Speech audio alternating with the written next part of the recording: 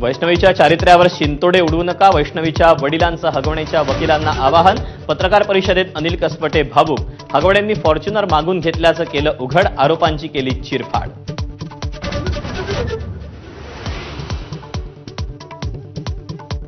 वैष्णवी सोबत जे झालं ते दुर्दैवी, आरोपींना कडक शिक्षा व्हायला हवी. गौतमी पाटीलची एबीपी माझावर प्रतिक्रिया.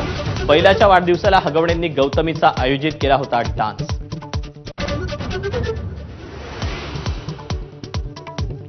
शशांक हगवणेचे मामा जालिंदर सुपेकरांना दणका. नाशिक, नागपूर आणि संभाजीनगर कारागृहांचा उपमहानिरीक्षक पदाचा अतिरिक्त पदभार काढला.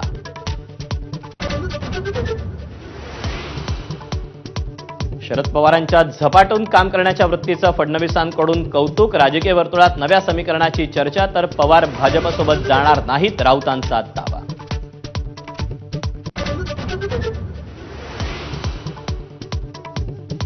संभाजीनगरचे उद्योजक संतोष लड्डांच्या चोरीला गेलेल्या सोन्याचा गौड बंगाल कायम.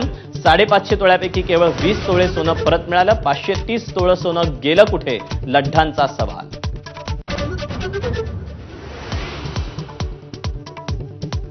एक जूनपासून केवळ ई फाईल्सच्या माध्यमातून शासकीय कामकाज. कागदी फाईल स्वीकारणार नाही, महाराष्ट्र शासनाचे महत्त्वाचे आदेश.